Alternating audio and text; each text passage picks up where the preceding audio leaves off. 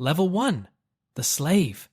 The most successful gladiator in Capua was worth less than a mule on the day he was purchased. 16 years from now, you'll be standing in a training yard watching new men get circled and sorted the way you're about to be. Right now, you're the one getting sorted. Your father's village backed the wrong side of a border war, and the winning side paid itself in prisoners. You and your brother were sold at Capua for the price of 2 field tools and a length of rope. Marcus is in a white tunic and has the calm of a man who has done this enough times to stop being interested in the human element. He circles you.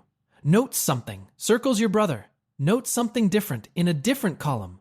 Makes a decision about which direction each of you goes without the courtesy of explaining the criteria. You go left. Your brother goes right.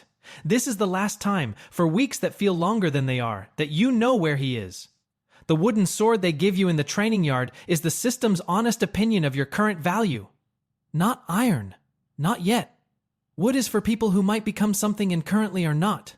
You hold it. It is lighter than it should be. That was 16 years ago. The sword is still here. So are you. Marcus is about to find out that the thing he bought never stopped deciding what it was worth, and the price is one he cannot afford. Level 2. The tyro. The noise hits before the light does. 15,000 people making one sound, which turns out to be not inspirational but specifically alarming, like standing inside something that might fall on you. You walk out of the tunnel and nobody in the stands notices. You are the undercard. The main event is in 4 hours. You are what the crowd watches while they settle in and argue about where to get food. Nothing about this moment suggests that the name on the program will one day be the only one Rome remembers from this season. Your opponent is named Sextus. 7 fights on his record, all wins, arms that look like they were designed for a larger man's body. He is not nervous. He is annoyed to be here, which is worse. A nervous fighter makes mistakes from fear. An annoyed one makes mistakes from boredom, which is harder to predict. The fight lasts 4 minutes. He slips. Not from anything you did. The sand near the eastern drain is wet from the morning rain that nobody thought to address. And his right foot goes out, and he goes down on one knee, and you are standing over him with your sword up before your brain has processed the sequence. The crowd makes the sound that means live. The magistrate looks down and grants Misio the crowd's preference, his decision, not yours. You step back. He gets up. He nods once, the way veterans nod at each other when one of them has been lucky and both of them know it. Afterward, Marcus is at the gate, not with congratulations, with a wax tablet and a recalculated number and a comment about your footwork that contains more information per sentence than anything anyone said to you before the fight. You did not ask for feedback. Marcus did not ask if you wanted it. This is apparently how this works. Through the iron grate in the corridor, you can see your brother's cell from here. He is watching you come back. He gives one small nod. This is the most you have communicated in 3 weeks. Marcus's number for you is higher than it was this morning. That is not good news in the direction you want it to go. You understand this and say nothing and walk back to your cell and put the wooden sword under your bedroll, because you still have it, and because there is no better place for it. What you don't understand yet is that every number Marcus writes down is a link in a chain, and the higher the number climbs, the harder the chain becomes to break. Level 3. The arena regular. 6 fights in. A woman in the upper stands holds a painted sign with your name on it. She has spelled it wrong. You notice this and feel something complicated about it and say nothing, which is apparently your primary emotional register. Recognition in the arena works like this. You are not famous because people know you. You are famous because Marcus decided you were a murmillo heavy scutum, short gladius. Fish-crested helmet the crowd finds recognizable, and recognizable types move ticket prices. Your build made you a murmillo the same way your reach made you cheap at the initial evaluation. Marcus's financial decisions have always worn the costume of your identity. A fighter named Durus has been in your cell for 7 years. 7 years in the arena is not a career. It is a geological event. He is 29, which is old here, and moves with the economy of someone who has learned to spend nothing unnecessarily. One evening he tells you that the crowd is the second opponent. The arena itself is the third. You ask what the first is. He says, your own interpretation of what the crowd wants from you, which you will spend more energy managing than anything with a sword. You don't fully understand this for another 2 years. You file it. Your 7th fight. You do something you didn't plan, a gesture toward the crowd after a particularly clean disarm, one arm extended, weight back. The kind of thing you saw a fighter do once and stored without meaning to. The crowd responds before you have finished the gesture. You learn in that moment that they are not watching what you do. They are watching whether you understand what they want you to do. Those are different things. Duras, watching from the corridor, does not look impressed. He looks like someone watching a person make a very interesting mistake. Marcus raises your contract value again. You find out not from Marcus but from the bookkeeper who manages the betting lines, who mentions it the way people mention things they assume you already know. Being worth more money in someone else's system does not feel the way you thought it would feel. You file that without deciding what to do with it. You think about the wooden sword under your bedroll. You don't get it out. Duras has been in this building for 7 years and still has his, which is information you notice and choose not to examine directly. What you cannot know from here is that the wooden sword will outlast every iron one. Marcus ever botanned the reason for that will cost more than any of them were worth. Level 4. The crowd favorite. The crowd knows your name before you walk out. You can hear it not as individual voices but as a texture in the noise, a specific syllable pattern that belongs to you. The first time this happens, you assume it's coincidence. The second time, you ask Duras. He says Marcus paid 12 denarii to a man in Section 6 to start the chant. The man has done this for 4 different fighters this season. The crowd has no idea. This is not a disillusionment. This is just how attention is manufactured and sold in the same transaction. Marcus controls the matchmaking. He selects opponents who make you look skilled without threatening your survival value in a way that would damage the investment. Formidable enough to entertain, never the ones who would settle the question of what you actually are. You have not fought a fair fight since the first one, and you are starting to suspect Marcus prefers it that way. You are popular the way a weather pattern is popular. Useful, reliable, not consulted. Your brother is moved to the cell adjacent to yours. Marcus announces this as if it's a gift. It is a gift.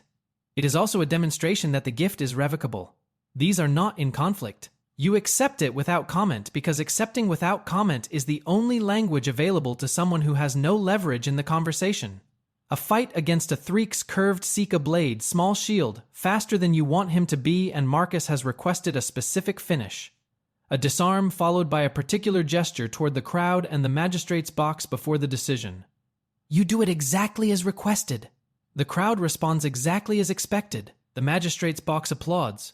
Afterward, you sit in the corridor and think about the fact that you just performed your own victory as a theatrical note someone else wrote, and you cannot identify what in that sentence is different from anything else you have done in this building. Your name appears on the painted announcement boards outside the arena. It is spelled correctly this time. This is progress of a kind. The new contract has more fights at higher billing, and a clause Marcus explains with the patience of someone who has explained it before. The clause has a number in it. You ask what the number means in practice. He answers a different question helpfully and moves on. In 6 months, the clause will mean something very specific, and the number will be the reason you stop sleeping through the night. Level 5, the headliner. You travel between cities in a locked cart with 4 other fighters. Capua to Pompeii is half a day. Pompeii to Puteoli is another. Rome is not on this routing yet. Rome is what happens if the regional circuit decides you're worth the transport cost, which Marcus is calculating on a tablet you are not allowed to see. The circuit runs Capua, Pompeii, Puteoli, and 3 smaller venues the bookkeeper calls the provincial tear. You are the headliner at all of them. The billing says your name first. This means Marcus charges more for the program listing, which means your fights need to be longer and more theatrical, which means the opponents are more dangerous than they were 6 months ago, which is not how you expected fame to function. The fight in Pompeii nearly ends everything. A Rashirius net, trident, no helmet, because Rashiria don't wear helmets, which the crowd reads as confidence whether the fighter feels it or not, and Marcus matched you against him without the usual preparation meeting. The net catches your shoulder instead of your neck by a margin but has nothing to do with your skill, and everything to do with the Rashirius having fought that same morning and his throwing arm being tired. You disarm him 12 seconds later. The crowd in Pompeii erupts. You stand in the sand and understand with complete clarity that you are alive because of someone else's afternoon schedule. You don't say this to Marcus. Marcus arrives with a new contract, more money per fight. A clause that extends the contract by 3 additional bouts for every win beyond 6 in a season. This is the number from the last contract. This is what he wouldn't explain. You win 11 fights a year. You do the arithmetic in the cart on the way back to Capua and do not share the result. The result is that winning faster makes the sentence longer, which is the most elegant trap you have encountered in a building specifically designed to produce them. Your brother finds out about the Pompeii fight 2 weeks later. He says nothing. You say nothing. The silence sits between you and the corridor, and you both act as if it isn't there, which is apparently the vocabulary available to two people whose primary mode of communication, for the better part of their time in this building, has been proximity and its occasional absence. Durus retired from the arena 2 months before you left the regional circuit. Not with a Rudes with an injury to his left hip that made Marcus's arithmetic stop working. You heard this from the bookkeeper. Durus did not say goodbye. You did not expect him to. Rome is on the next contract. Marcus has a contact. What Marcus does not have is any idea what Rome is about to do to the balance sheet he has been running on your body for 5 years. Level 6. The Roman amphitheater fighter. The Colosseum holds 50,000 people. The sand on the floor is Libyan harina, raked flat before every bout. A specific color that is not an accident. It is chosen for the same reason the drain configuration is chosen, which is to make what happens here easier to manage and continue. The tunnel underneath is wider than Capua's and smells different stone dust and something chemical they use on the mechanism below the floor. A handler whose name you never learn tells you to wait at a mark painted on the wall. You wait. The platform rises and you realize you have never entered a fight from below before. Every previous arena, you walked in through a gate at ground level, which let you see the sand before you stepped on it. Here the sand arrives all at once, like a sentence you walk into in the middle. The light is not daylight. It is daylight plus the reflection of every white toga in the building, which produces a specific brightness that has no equivalent in any other place you have been inside. The floor is 20 feet below the lowest seating tier. The geometry makes you small in a way the provincial venues never managed, which you did not expect, and which is apparently the point. You win. Twice. The first fight, against a fighter from an Eastern school whose style is different enough from anything. You faced that the first minute is pure improvisation, and everyone watching can tell. You survive the improvisation. You win on a decision after 11 minutes, and the crowd response is larger than anything Pompeii produced. A man who cost less than a mule, standing in the arena where legends are made. For the first time, Marcus did not choose the opponent. For the first time, the fight was fair. The second fight, 3 weeks later, is cleaner. You have adjusted to the scale, to the acoustics, to the specific way the sand at this elevation catches your boot differently from Capua sand, and afterward senators appear at the gate. Marcus handles the conversation. You stand 2 feet to his left and are not spoken to directly. You are discussed. This is, you understand now, the definition of the level you have reached. People with real power treat you as a topic. In the first 3 weeks in Rome, you think about the wooden sword in Capua 4 times. You notice you're doing this and find no useful conclusion and stop. A letter arrives from a freedman, not from Marcus. Your brother's contract was transferred to a school in Antioch 3 months ago. During your first fight in Rome, during the window when you were unavailable to ask any questions, the letter does not offer an opinion. That restraint is the most honest thing anyone has communicated to you in 2 years. Marcus's explanation when you find him is brief. The brothers' contract was a separate arrangement. The financial decision was made within the terms of the agreement. He says this without changing tone, which is its own kind of message. You understand it completely. You fight a third time. You win.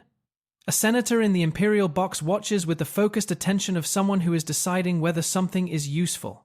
He writes your name on a list you don't see and won't see until it arrives on a contract 2 months later. The list is not an honor.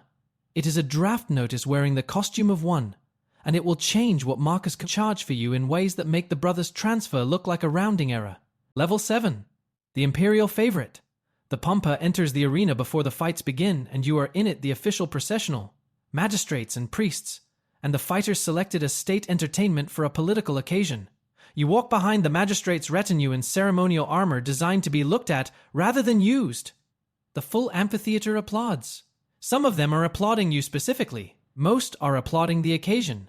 You have stopped trying to distinguish between the two. Your body's inventory at this point. Left knee, compromised since Puteoli, unreliable past 15 minutes. Right shoulder from the Pompeii Rachirius, the damage traveling upward into the joint over the months that followed. Fine until the third exchange when the arm starts compensating in ways the opponent notices. Left ear, a high-frequency ring that started somewhere in year 3 and has since become ambient. None of this appears on Marcus's tablet. All of it affects the math he is doing on your remaining value, which is different math from anything he has shared with you. Marcus introduces you to a fighter named Albanas, 20 years old. Same gladiatorial type, same build. Assigned by Marcus, trained at Marcus's ludus, in your style, which Marcus selected because it sells. Marcus describes him as someone he thinks you'll find interesting to work with. This is the announcement. It is made in polite language, which is the only language Marcus uses, and which has therefore never been polite. You teach Albinus one thing in the first week: how to read the crowd in the first 20 seconds of a bout. Not what to do, what to feel for. The thing Duras taught you that you filed and didn't fully access for another 18 months. You give it willingly. You show him the way the crowd noise shifts register a lower frequency when they are curious, a higher one when they have already decided what they want to see. The lower frequency is where the fight actually lives, because a curious crowd will follow you anywhere, and a decided crowd is an opponent you cannot disarm. He listens the way young fighters listen, carefully with the assumption that understanding will arrive at the speed of hearing. It won't. You know this because Duras knew it about you. Later you will think about why you were willing, and the answer will be uncomfortable enough that you will stop thinking about it before it finishes arriving. The Munera games sponsored by the magistrate as a political gift to the city draw the largest crowds you have headlined. After a fight that Rome discusses for 3 days, the magistrate invites you to dinner. Marcus attends as your representative. You eat the food. Marcus speaks. You are the subject of the conversation and not a participant in it, which is the only consistency across every table you have ever sat at since you were 19. The money you send toward Antioch for your brother goes through a contact. You don't know if it arrives. What you do know is that the next contract Marcus is preparing has a clause in it that will make the Pompeii trap look generous, and this time you will see the number before you sign. Level 8. The champion. The last fight is in Capua, where the first one was. The contract Marcus had been preparing never got signed. The Rudies made it irrelevant. You did not ask if this was sentimental. The Rudies is lighter than the iron sword. This is the first thing you notice. A wooden sword, ceremonially turned, presented by the magistrate on the arena floor in front of the full crowd, and it weighs almost nothing. You know what this wood means because the first thing you were ever handed in the ludus was wood. And the distance between that moment and this one is 9 years, and a number of fights. You stopped counting around 40 because the counting was doing something to how you were sleeping. The crowd's response to the Rudi ceremony is the largest sound a Capua audience has ever made for you. It is real. It lands with full weight and you let it. This part deserves its full due because everything that follows requires that the thing before it was genuine. You stand in the center of the arena holding the Rudies, and for the first time in 9 years there is no next instruction. No gate to walk toward. No opponent entering from the far tunnel. No Marcus with a tablet in a schedule. Just sand and noise and you, standing in a space that has only ever asked one thing of you and has now stopped asking. Freedom means this: no obligation to fight, no contract, no scheduled bouts. It also means no land, no trade, no guild, no pension. You have been property for 9 years, and property does not accumulate the things that free people accumulate in 9 years. You walk out of the arena with the Rudies and approximately nothing behind you except the direction you came from. Marcus is at the gate. No tablet this time. Just conversation. An offer. Return to the ludus as a trainer. Work with Albinus and the next generation of Marcus's investments. Your training fees would be a contract line. A room in the ludus, the brother, Marcus says, can be returned from Antioch. He says this last part the way people say the thing they have been saving, which is how you know how long he has had it ready. You have no proof the brother returns. You accept anyway, because the alternative is a world that has not held a place for you since you were 19. The ludus at least knows what you are for. You do not say any of this. Marcus does not ask. You shake hands and walk back through the gate with the Rudies in one hand. And when you pass your old cell, you remember the wooden sword under the bedroll. And you go in and get it, and you carry both. Level 9. The trainer. Your brother arrives 3 months later. He is thinner than you remember and has a scar above his left eye that belongs to a fight you weren't present for in a city you haven't visited. He says 3 things the first afternoon and then goes quiet for the rest of the day. You sit across the table and watch him eat the way his jaw favors the right side, the way he pauses between bites as though someone might take the plate. You recognize this. You did it for your first 3 years here. You don't push. This is who the two of you have become. Men who stood on the same invoice once and have since accumulated separate histories that neither of you has the vocabulary to explain. Training starts the following week. Albinus has changed his grip since you last worked with him tighter, elbow higher. The specific compensation pattern fighters develop when they start favoring one shoulder. It telegraphs every strike before it leaves the body. You correct the grip the same way Durrus corrected yours, years ago in a cell in Capua, with the same hand position and nearly the same words. You notice this and find it uncomfortable to think about for more than a moment, so you stop. 3 weeks in, a cart arrives at the Ludus gate at dawn, 6 men inside. Marcus stands at the gate with his tablet and his stylus and examines each of them in sequence. Arms, teeth, weight, number. He makes a note.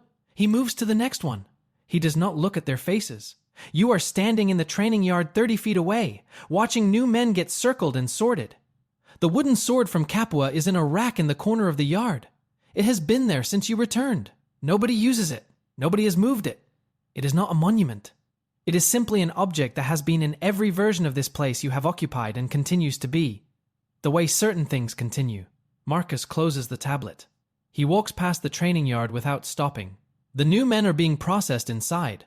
You know what the next 3 years look like for each of them from here, which is a different kind of knowing from anything you had at the gate when you were 19. Albinus is running a drill on the far side of the yard.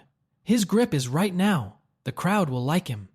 Marcus will profit. The cycle is intact. You pick up the Capuan's sword. You put it back. That is still the whole job. If this video stayed with you, like it and drop a comment with where you're watching from. Subscribe for more.